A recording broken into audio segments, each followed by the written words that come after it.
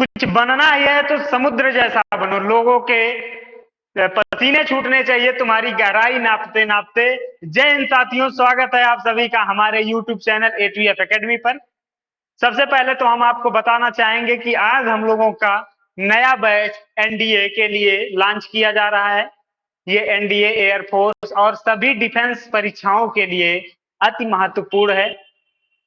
हम आज शुरू करने वाले हैं जियोग्राफी। जैसा कि आप लोग पिछले सेशन में देखे होंगे, पहले की वीडियो जो एज अ डेमो प्लेलिस्ट में ऐड कर दी गई है, आप लोग देख सकते हैं, पढ़ सकते हैं, एनालिसिस कर सकते हैं कि अच्छी वीडियो है या फिर जो है हमारा जो कंटेंट है वो आप लोगों के लिए उपयोगी है कि नहीं है। कंटेंट बहुत मेहनत से तैयार होते हैं, आप सबके लिए तैयार किए जाते हैं। आज हम लोग जियोग्राफी का अगला पार्ट ऐसे ही पढ़ने वाले हैं, हम लोग पहले से पढ़ते आए हैं, ठीक है।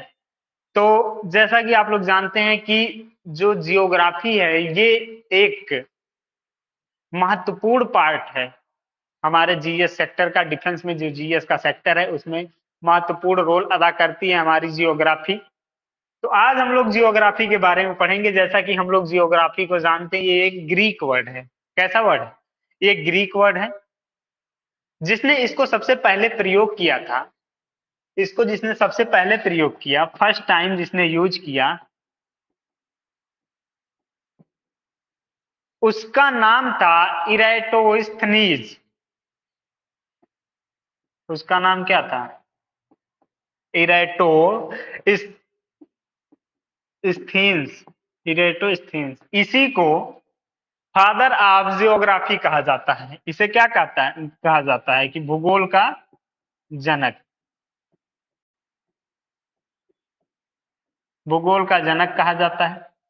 देखिए होता क्या है ना कि जियोग्राफी एक होता है, एक जियोलॉजी होता है, ठीक। ग्राफी जैसे देखिए, एक जियोग्राफी होता है और एक जियोलॉजी होता है। एक ग्राफी होता है और एक लॉजी होता है। जो जियोलॉजी होता है इसमें इसका मतलब है कि अध्ययन करना, और जियोग्राफी का मतलब है कि जो लिखित करना। जो हमारे भूगोल वेत्ता हैं उनको हम लोग जियोलॉजिस्ट कहते हैं, जियोग्राफिस्ट नहीं कहते, जियोलॉजिस्ट कहते हैं।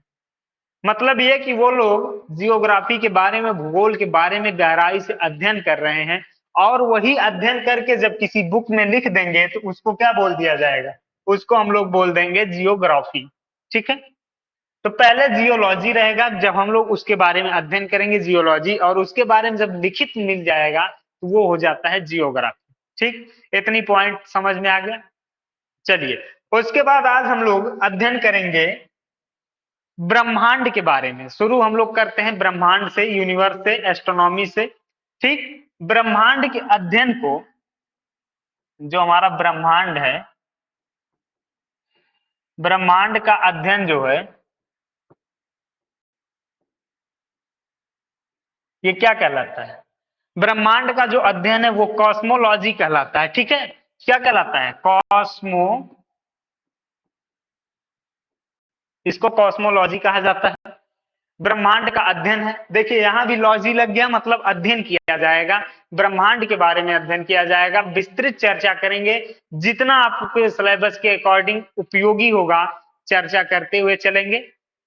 विश्वास करिए एक भी क्वेश्चन इससे बाहर नहीं जाने वाला है आपका, ठीक है।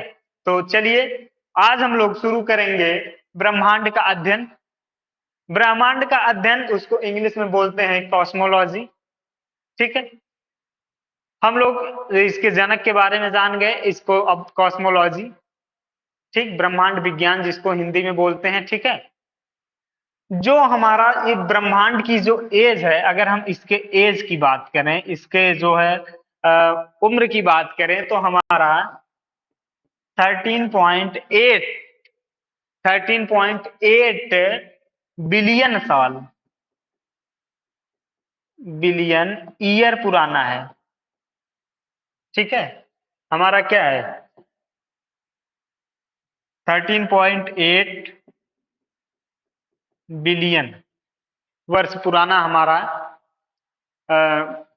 ये हमारा ब्रह्मांड है। अगर हम बिलियन की बात करें तो बिलियन का मतलब है कि इसके आगे हमको कितने 9 जीरो लगा देने हैं, तो हमारा ये हो जाएगा 13 अरब वर्ष पुराना। कितना है? 13 अरब वर्ष पुराना हमारा क्या है? ब्रह्मांड। ठीक, ये हो गया हमारी इसकी एज। हमारा ब्रह्मांड का निर्माण कहां से हुआ? एक्चुअली बात यह है कि अब हम लोग जब पढ़ते पढ़ते चलेंगे तो हम लोग देखेंगे कि हमारा ब्रह्मांड जब बना तो वो आखिर उसका निर्माण कैसे हुआ, इसके बारे में भी तो जानना चाहिए। आखिर किसी चीज का निर्माण हो रहा है तो कैसे हो रहा है किसी चीज का निर्माण?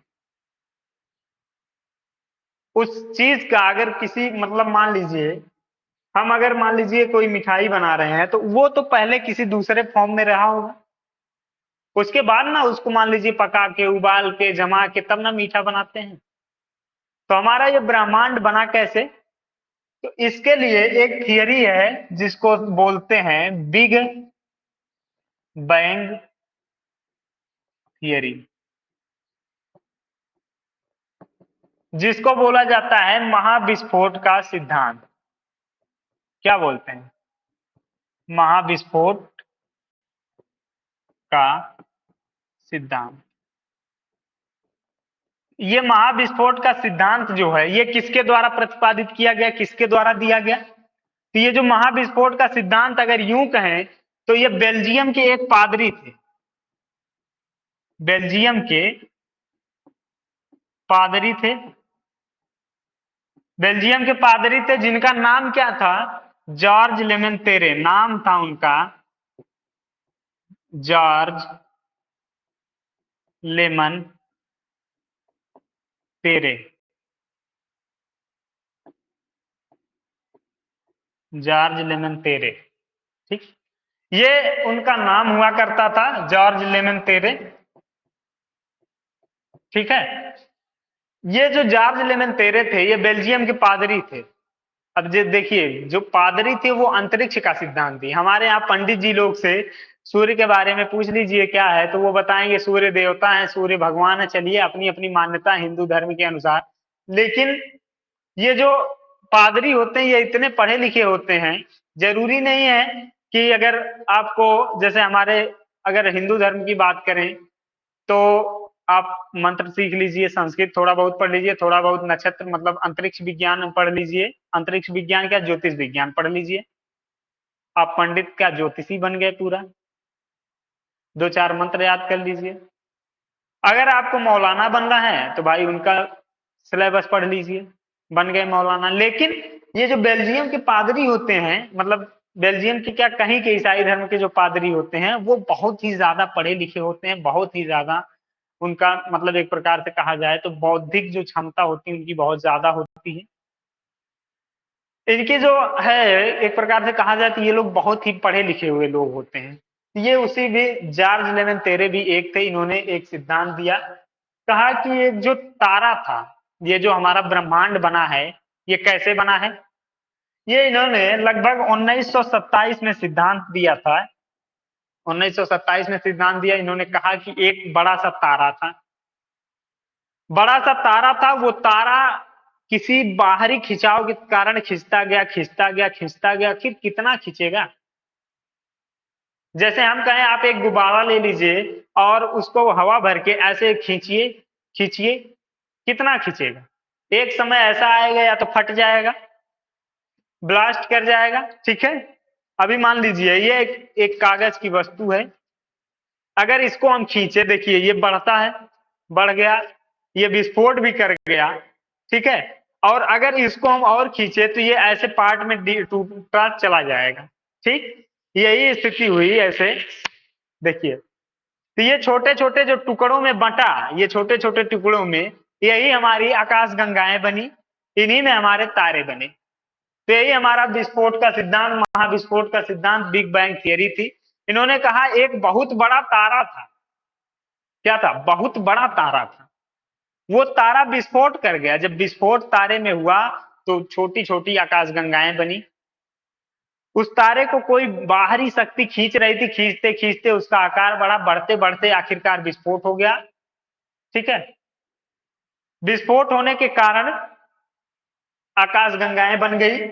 जो है इसमें ब्रह्मांड के अंदर हमारी क्या आती है, आकाश गंगा आती है, आकाश गंगा। ये जो हमारी आकाश गंगा बन गई, ये विस्फोट के कारण बनी। अब अगर आप इसको समझना चाहें तो यूं समझ लीजिए कि हमारा एक बड़ा सा लड्डू है। चलिए,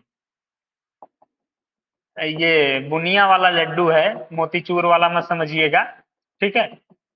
ये हमारा बड़ा सा लड्डू था। ये जो बड़का लड्डुआ था हमारा, ये विस्फोट कर गया। घर पे जब लड्डू आया तो भाई मार हो गई इसके लिए, हमको चाहिए हमको चाहिए। लड्डू था एक, खींचातानी में इसमें हो गई विस्फोट। और जब विस्फोट हुआ तो कुछ ये ऐसे बट गया। चलो भैया, एक भाग ये बन गया इसका, एक भाग इसका टूट के इधर बन गया, कोई इधर बन गया, कोई इधर बन गया, कोई इधर बन गया, कोई इधर बन गया। ऐसे कर करके ढेर सारे टुकड़े टूट गए इस लड्डू के। पहले इस तरह से था, ये पहले इस तरह से था, अब जाकर के ऐसे बन गया, इतने भागों में डिवाइड हो गया।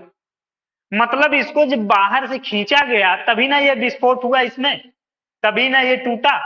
तो ये जो हमारी ये है, ये आकाश गंगा बन गई। एक ये आकाश गंगा, एक ये, एक ये, एक ये, इस तरह से ढेर सारी हमारी आकाश गंगाएं उसमें बन गई। जो छोटे छोटे टुकड़े बने उसी को आकाश गंगा मान लिया गया। आकाश गंगा में पर जो देखिए, आकाश गंगा की जो संख्या है लगभग 100 अरब है। 100 अरब से भी ज्यादा है। जब भी खोज होती है 10-15 हजार नए मिलते रहते हैं। तो एक प्रकार से मानिए तो 100 अरब के लगभग हमारी आकाश गंगा है। और प्रत्येक आकाश गंगा में हम प्रत्येक आकाश गंगा में 100 अरब तारे हैं। लगभग कितने हैं, 100 अरब तारे हैं जो हम पृथ्वी से देख सकते हैं। जितने भी हमको तारे रात में दिखाई देते हैं, जितने भी तारे हम देखते हैं, वो सिर्फ एक आकाशगंगा के, हम अपनी आकाशगंगा दुग्ध मेखला, मंदाकिनी जिसको बोलते हैं, मिल्की वे बोलते हैं, उसी की हम देख सकते हैं। अगर हमको दूसरे आकाशगंगा का तारा देखना है तो उसके लिए हमको टेलीस्कोप लगाना पड़ेगा, तभी हम दूसरे आकाशगंगा को देख सकते हैं, अन्यथा नहीं देख पाएंगे। तो ये हो गया हमारा बिग बैंग थ्योरी का सिद्धांत। इस तरह से समझिए, एक लड्डू था बड़ा वाला और इस लड्डू में ब्लास्ट हुआ तो ये जो है छोटा छोटा बन गया। अब जब ये छोटा छोटा लड्डू बना तो इन सब में प्रकाश और लाइट जो थी, तो ये सब अपने आप में एक आकाश गंगा बन गए। अब यही आकाश गंगा देखिए, ऐसे बड़ा जब रूप लिया, मान लीजिए ये आकाश गंगा हमारी है, ठीक, ये हमारी आकाश गंगा है। एक ये आकाश गंगा है, एक ये है, एक ये है, एक ये है, एक ये, ठीक है। हमारी, चलिए मान लेते हैं इसको हम अपनी आकाश गंगा, इसको हम अपनी आकाश गंगा बनाते हैं। जिसमें हम लोग रहते हैं उसका नाम क्या है, उसका नाम है मंदाकिनी। उस आकाश गंगा का क्या नाम है, मंदाकिनी, जिसको हम लोग इंग्लिश में बोलते हैं मिल्की वे, मिल्की वे, जिसको हम लोग मिल्की वे बोलते हैं, ठीक है। मिल्की वे इसलिए बोलते हैं क्योंकि देखिए, इसको हिंदी में जब ये मिल्की वे बोला गया तो हिंदी मीडियम के जो स्टूडेंट हैं ब्रिलियंट वाले, वो कहे कि भैया मिल्क मतलब क्या होता है, दूध होता है। दूध होता है तो सब लोग कह दिए दुग्ध, दुग्ध मेखला, वे मतलब मेखला, क्या बोल दिए, मिल्की वे मतलब दुग्ध मेखला बोल दिया गया, ठीक है। हमारे जो सीबीएसई बोर्ड के स्टूडेंट हैं, प्यारे भाई बहन जो तैयारी कर रहे हैं, वो लोग केवल इतना पढ़ लेंगे कि Milky Way, I live in Milky Way. मतलब हम लोग केवल अपने एक आकाशगंगा का नाम एक ही याद रखेंगे, मिल्की वे। लेकिन हम लोग जो हिंदी मीडियम के स्टूडेंट हैं, प्यारे भाई बहन, उनको एक नाम मंदाकिनी याद रखना पड़ेगा, दूसरा दुग्ध मेखला, और तीसरा इंग्लिश में तो याद ही रखना पड़ेगा। तो 3 नाम रख लिए। जो हिंदी मीडियम के स्टूडेंट हैं पीछे इसीलिए रह जाते हैं, इसीलिए रह जाते हैं कि 4 तो 5 तो नाम रखेंगे, उसी में कंफ्यूज हो जाएंगे। बोल दिया दुग्ध मेखला। चलो भैया आप खोजते फिर रहे हैं दुग्ध मेखला, क्या दे दिया भैया? मंदाकिनी दे दिया। चलो अच्छा, मंदाकिनी के बारे में पढ़े थे, मार दे रहे हैं, पढ़ाया गया था। तो इस तरह से ढेर सारे वर्ड आपको मिलेंगे जो कंफ्यूज करेंगे। हिंदी में कई अर्थ वाले निकलते गए, कई अर्थ के कई शब्द बनते गए। अर्थ एक ही है लेकिन शब्द अनेक बनते चले गए, जिससे हमको कंफ्यूजन होती है। एक प्रकार से कहा जाए तो उसकी पर्यायवाची के रूप में आप जान लीजिए, उसकी ढेर सारी पर्यायवाचियां बनाते चले गए। ठीक है। फिलहाल हमको पढ़ना है ब्रह्मांड के बारे में। हम लोग ब्रह्मांड का अध्ययन कर रहे थे। ठीक है। ब्रह्मांड का अध्ययन हम लोग कर रहे थे जब, तो उसमें हम लोगों को पढ़ना है तारे के बारे में। ब्रह्मांड को हम लोग पढ़ लिए, बिग बैंग थियरी जान लिए, क्या है महाविस्फोट का सिद्धांत किसने दिया था, कब दिया था, ये हम लोगों ने पढ़ लिया कि जॉर्ज लेमन तेरे ने 1927 ईस्वी के आसपास दिया था। ठीक है। जब ये बिग बैंग थियरी आई, महाविस्फोट का सिद्धांत हुआ, देखिए उस समय बहुत ज्यादा लोग पढ़े लिखे तो हुआ नहीं करते थे, तो जो इन लोगों ने दे दिया भाई वही मान लिया गया। अब इसके मानने का एक और कारण ये बना कि एक हब्बल नामक टेलीस्कोप को, एक हब्बल टेलीस्कोप, हब्बल हब्बल नामक टेलीस्कोप को अंतरिक्ष में भेजा गया था, जिसको बनाया किसने था? हब्बल ने बनाया था। जब इसको अंतरिक्ष में भेजा गया और इसके माध्यम से देखा गया तो तारे एक दूसरे से दूर जा रहे हैं। ठीक है। सब तारे एक दूसरे से दूर जा रहे हैं। समझ में आया? जब तारे एक दूसरे से दूर जा रहे हैं तो ये प्रमाणित हो गया कि भैया जो जॉर्ज लेमन तेरे ने सिद्धांत दिया था वो सही दिया था कि बाहरी कोई शक्ति है वो खींच रही है, और उसी के खींचने के कारण ये विस्फोट हुआ, और विस्फोट होने के कारण हमारे ये सब ब्रह्मांड बने, हमारे अंतरिक्ष बने, आकाशगंगाएं बनी, ये सब उसी के कारण बना है। और उसी को महाविस्फोट बिग बैंग थियरी कहा जाता है। जिस दिन ये आकर के आखिर कब तक खींचेगा, खींच रहा है कभी ना कभी तो उसकी शक्ति समाप्त होगी ही, खींचने वाली की, जो बाहर खींच रहा है कभी तो खत्म होगा। जब खत्म होगा तो सारे तारे आकर के आपस में जुड़ेंगे, और जब आपस में आकर के जुड़ेंगे तो उसको कहा जाएगा सुपर क्रंच। क्या कहा जाएगा? क्रंच कहा जाएगा, सुपर क्रंच कहा जाएगा उसी को। ठीक है। क्रंच करके कोई चॉकलेट भी आता है, आप लोग खाए भी होंगे, तो वही क्रंच, उसका मतलब आकर के एक जगह जुड़ जाना, उसको सुपर क्रंच कहा जाएगा। ठीक। ये हमारा हो गया बिग बैंग थियरी। ठीक है। अब हम गैलेक्सी के बारे में पढ़ लेते हैं, अपनी आकाशगंगा के बारे में पढ़ लेते हैं। गैलेक्सी, गैलेक्सी मतलब क्या होता है? अगर इसको हिंदी में हम बोले तो आकाशगंगा होता है। आकाशगंगा, अभी हम बताए बिग बैंग थियरी में जो बड़का लड्डुआ था वो जब विस्फोट हुआ तो छोटे छोटे टुकड़ों में बंटा, तो वही आकाशगंगा बना। और एक आकाशगंगा में लगभग 100 अरब तारे होते हैं। कितने अरब? 100 अरब तारे होते हैं। 100 अरब तारों में ये जो, अब बताइए अगर हम कहें इतना बड़ा एक गोला ले लीजिए, अगर हम इस आकाशगंगा की शेप की बात करें, हमारी आकाशगंगा कौन सी है? सबसे पहले इसको छोड़िए, अभी हमारी आकाशगंगा कौन सी है? हमारी आकाशगंगा है मंदाकिनी। अभी हमने बताया हमारी आकाशगंगा मंदाकिनी है। हमने कहा हमारी भैया आकाशगंगा मंदाकिनी है, और इसमें जो है एक इस तरह का इस शेप का है, और इसमें जो है 100 अरब तारे आपको बैठाना है। तो कैसे बैठाओगे? इस तरह से 100 अरब तारे बैठा दोगे तब तो ये 50 तारा में भर जाएगा, 100 अरब कहाँ बैठाओगे? तो ये जो हमारे आकाशगंगा जो मंदाकिनी है, अगर उसके शेप की बात की जाए तो वो सर्पिलाकार है। सर्पिलाकार कैसे होता है? एक सतह, उसके ऊपर दूसरी सतह, उसके ऊपर तीसरी सतह, फिर चौथी सतह। तो अगर हम इस तरह से इस पे सतह सतह बैठाते चले जाएं तो देखने में ये इसी शेप में लगेगा ऊपर से, लेकिन अंदर सर्पिलाकार है।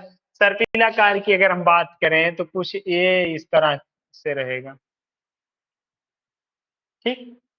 ये हमको कहाँ देखने को मिलता है? या फिर ऐसे बात कर लें, ऐसे है, इसको हटा देते हैं। अगर हम बात कर लें ये हमको कहाँ देखने को मिल जाता है? हम अगर बात करें स्प्रिंग की बात करें तो हमारी जो स्प्रिंग होती है वो सर्पिलाकार होती है, ठीक है, स्पाइरल होती है। और इसी आकार में हमारी आकाशगंगा है, यही शेप है हमारे आकाशगंगा की, और इसी में हमारे 100 अरब तारे हैं। ठीक, आकाशगंगा हो गया। अब थोड़ा सा तारों के बारे में जान लेते हैं कि तारे क्या होते हैं। अब तक तो हम लोग इतनी देर से पढ़ रहे हैं तारा तारा तारा, भैया तारा होता क्या है? तो चलिए तारे का निर्माण कैसे होता है इसको जानते हैं। तो पहले जो तारा सबसे पहले होता है वो ऐसे विरल गैस के रूप में होता है, दूर दूर ऐसे ऐसे होता है, जिसको हम लोग कहते हैं विरल गैस। क्या बोलते हैं? विरल गैस बोला जाएगा। इस विरल गैस में इस विरल गैस को जब थोड़ा सा इसमें चुंबकत्व तो आएगा, जब ये नजदीक आएगा तो इसमें जो है हमारा बन जाएगा, क्या बनेगा? नेबुला बन जाएगा। ये थोड़ा सा और करीब आ जाएगा, सघनता आ जाएगी, और सघनता आने के कारण इसमें बन जाएगा नेबुला। क्या बनेगा? नेबुला। और इस नेबुला को हिंदी में कहते हैं निहारिका। ठीक है, हमारा जो क्वेश्चन है यहीं से बनना स्टार्ट होता है, निहारिका से। पहले हमारा ये विरल गैस था, विरल गैस के बाद हमारा क्या बन गया? ये निहारिका बन गया। अब इस निहारिका के बाद जब इसमें जो है हीट पैदा हो जाए और लाइट पैदा हो जाए तो हमारा इससे तारा बन जाता है। क्या बनता है? तारा बनता है, जिसको हम लोग स्टार कहते हैं। प्यारा प्यारा तारा बन गया, चमकने लगा। पहली चीज तो जान लीजिए कि जो तारा होता है, तारा, अगर तारा बनने के लिए शर्त की हम बात करें तो एक तारा बनने के लिए खुद की उष्मा उष्मा जिसको इंग्लिश में बोलते हैं हीट, और दूसरी चीज लाइट, बोले तो प्रकाश। खुद की उष्मा और खुद का प्रकाश रहना बहुत ही जरूरी है। अगर ये दोनों चीज नहीं है तो उसको तारे के उसमें नहीं गिना जाएगा, तारे की श्रेणी में। जैसे अगर हम बात करें इस मार्कर की, ये हमारे हाथ में जो मार्कर है, क्या ये तारा है? क्या इसमें लाइट है? तो ये लाइट नहीं है इसमें, तो ये हमारा तारा नहीं है। और इसमें खुद की उष्मा भी नहीं है, तो ये हमारा तारा नहीं है। तारे में क्या होना चाहिए? खुद की लाइट होनी चाहिए, खुद का उष्मा होना चाहिए, तभी वो तारे की गिनती में आएगा। ठीक है, तो तारा जब यहाँ पे आएगा, और अगर हम इसमें सन की बात कर लें, चलिए इसको मानते हैं ये हमारा सन है। सन, क्योंकि सन भी ऐसे ही बना होगा। तो इसमें अंदर संलयन होता है। संलयन किसका होता है? हाइड्रोजन का संलयन हीलियम में होता है। किसका होता है? हाइड्रोजन का संलयन हीलियम में होता है। और ये जो हमारा, अगर हम सन की बात करें तो सन हमारा किस स्थिति में होता है? प्लाज्मा की स्थिति में। ये हमारा प्लाज्मा की स्थिति में होता है। अगर हम कहें कि प्लाज्मा की स्थिति क्या होती है, आप बता सकते हैं? हमारा प्लाज्मा की स्थिति कैसी होती है, बता सकते हैं? चलिए हम बताते हैं प्लाज्मा की स्थिति। थोड़ा सा अपने भाषा में समझेंगे, गांव की भाषा में समझेंगे।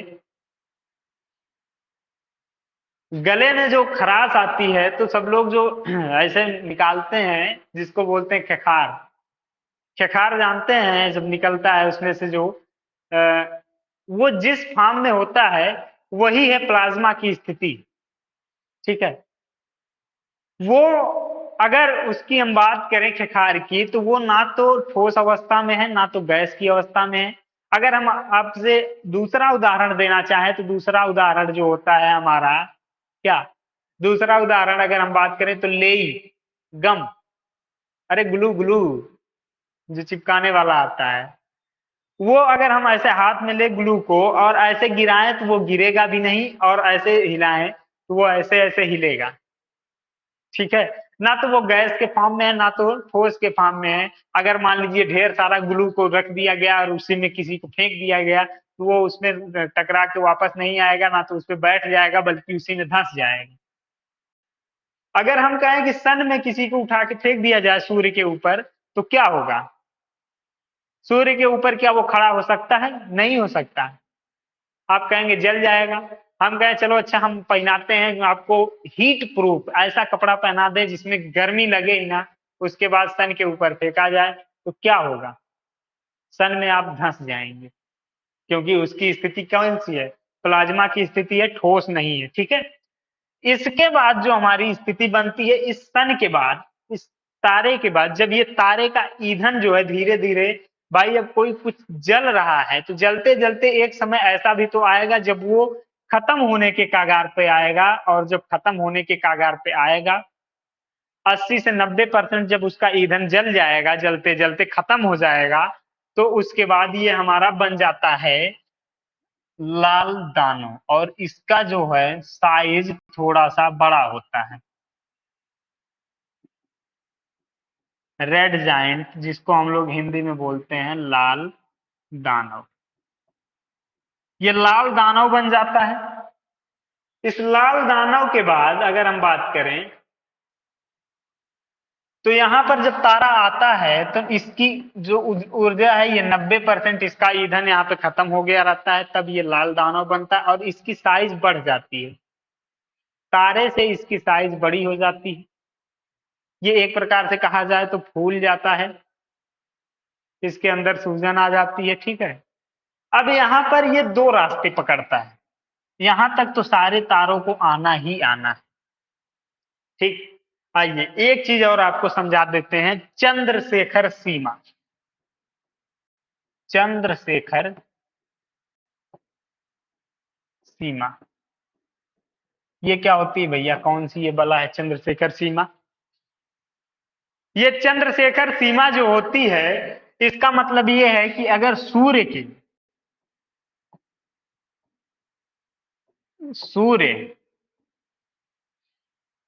सूर्य गुणे 1.44 इक्वल टू चंद्रशेखर, क्या? चंद्रशेखर सीमा। ठीक।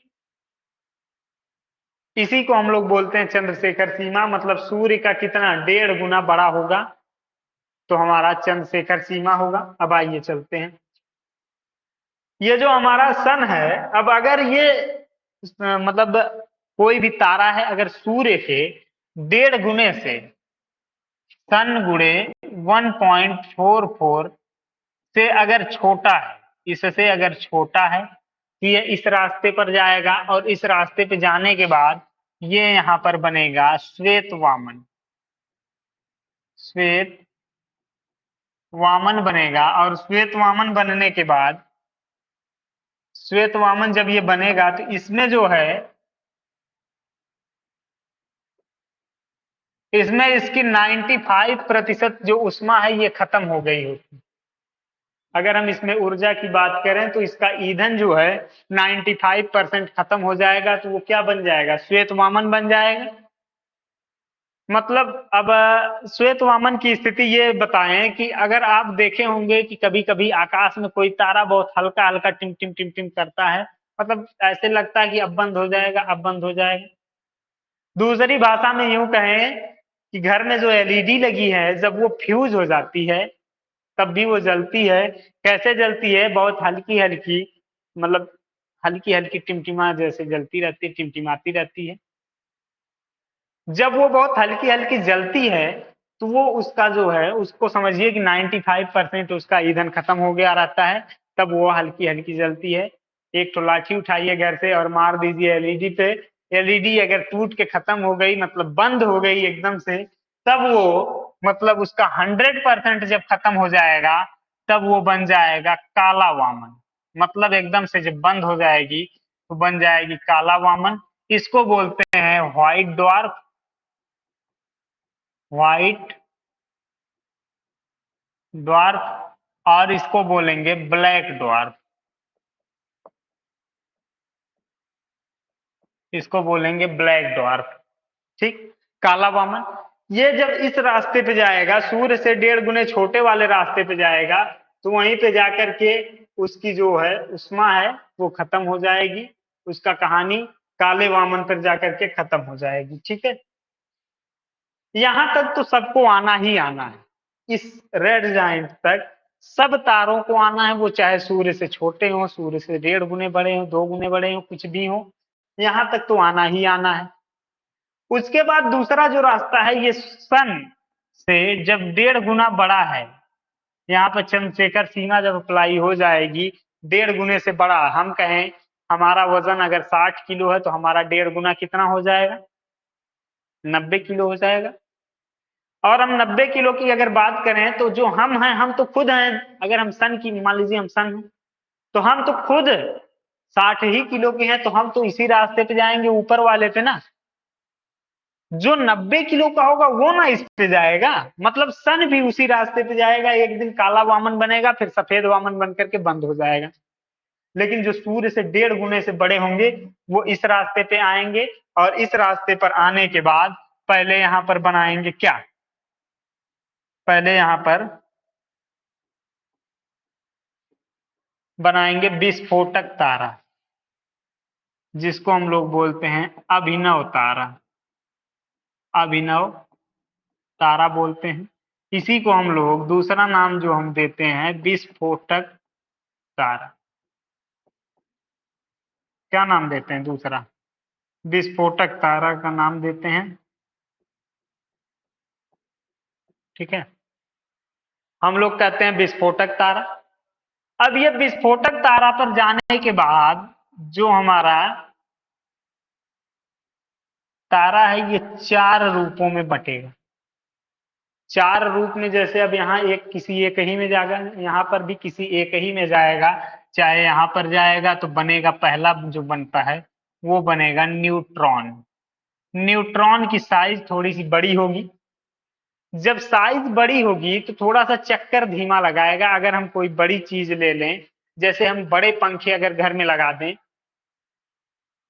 अगर जैसे हम लोग अगर जाएं रेलवे स्टेशन की बात करें तो पंखे बहुत बड़े बड़े, उसकी जो पंख होते हैं वो बहुत बड़े बड़े लगे होते हैं, ठीक, तो वो बहुत धीमा चलते हैं लेकिन हवा बहुत तेज देते हैं, उसकी बात अलग है। लेकिन हमको मानना यही है कि अगर वो बड़े हैं तो वो धीमे चलेंगे, मतलब ये जो न्यूट्रॉन है इसकी साइज थोड़ी सी बड़ी होती तो ये धीमा घूमता है। न्यूट्रॉन अगर नहीं बना तो दूसरी स्थिति में ये बन सकता है क्वेसर। दूसरी स्थिति क्या इसकी होती है, दूसरी स्थिति होती है क्वेसर, ये क्वेसर बन सकता है। क्वेसर थोड़ा सा छोटा होता है इससे साइज में। क्वेसर कैसा होता है, थोड़ा सा साइज में हमारा क्वेसर छोटा होता है, ठीक, क्वेसर छोटा होगा। और इसके बाद तीसरी स्थिति जो हमारी आएगी इसमें, वो आती है पल्सर की। तीसरा हमारा बनता है पल्सर।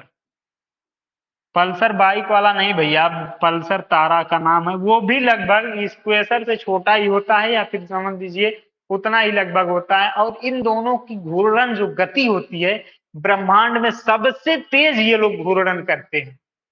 इनकी घूर्णन गति इतनी ज्यादा तेज तीव्र होती है, क्योंकि ये छोटे होते हैं, छोटे तारे हैं, साइज कम है, ये जल्दी से घूम जाते हैं। हम एक छोटे से पंखे की बात करें, जो एक प्रकार से कहा जाए कि छोटी छोटी दुकानों में लगाया जाता है, छोटा सा फैन जिसकी जो वो पंखी होती है वो छोटी छोटी होती है, वो बहुत तेज गति से चलती है, ठीक है।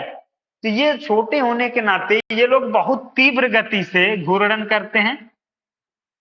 जब ये घूर्णन तीव्र गति से करेंगे, और तीसरी चीज जो है, मतलब चौथी जो हमारा आता है, वो आता है हमारा ब्लैक होल। ब्लैक होल बनेगा।